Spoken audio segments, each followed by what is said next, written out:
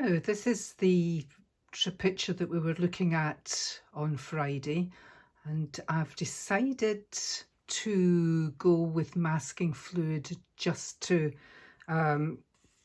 get these light areas in, because the beauty of it is the way that the light is catching on the trees.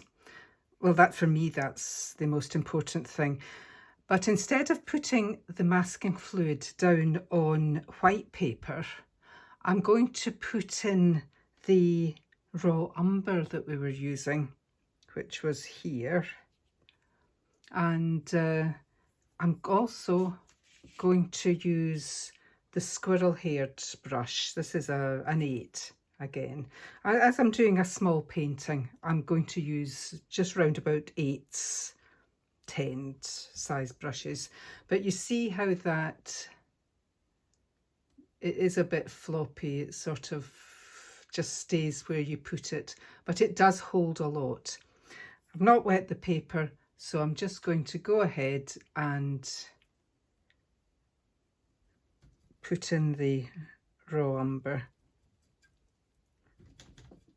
See, then just get the mixture right. Wonder if I can get, I'm just thinking I might actually just bring that up so you can see the bottom of it.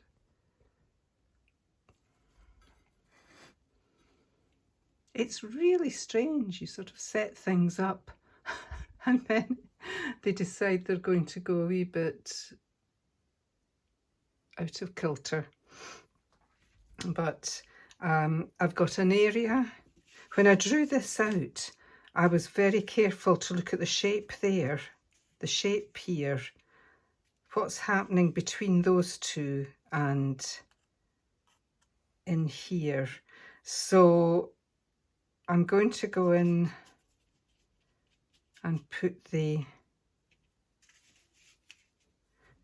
raw umber in here,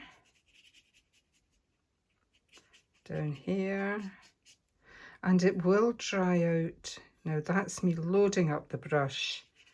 I'm going to put it all, you don't have to scrub away. I could be a lot more delicate with this and actually go up through, because this is going to be light here, through the trees, and even just doing this.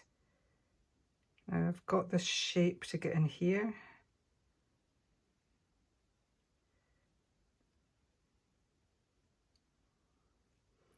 And I can use, it's got quite a nice tip on it. It doesn't matter about the ones that don't have light on them. I'm only putting the light in where I see light at the moment. That one is coming down, and you know, I'm going to get rid of that just now because we don't need it. That coming round there, going off, and then down the side of the trunk. Round there. And you see, when you're, although I've drawn this out, I've decided that maybe my drawing wasn't just 100%. So I've been able to change it, but of course you can see that the light is coming through there. That's dark against a lighter sky, so I'm not going to bother with that. This is light against there, comes right through the path, down there, and then I'll just put it over the grass. That's going to be in shadow there. Now, I could change to a different colour. I could just stay with the one if you find it easier just doing, but look what's happening there. If you stop, there are sort of things happening. I'm just going to leave that. And we'll soften that off there because I want it to just go haze up into the blue. This comes right the way up through here. If you go over an area, it doesn't really matter, it won't show because the blue will be there. That's going to be darker behind, maybe a little bit. And I'm going to leave it at that, let it dry, and put my masking fluid. So I'll come back and show you me putting the masking fluid on. But I think that's probably the last time I'll use the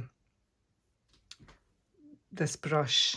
It's called Petit Gris, but it's a Vinci brush. I just pick up odd brushes, and it was one that I saw and thought, oh, that might be good to use. But I very seldom use. I mean, you can see there. It's all right for putting a small wash on. So we'll put that aside now, and I'll go with the Pralines.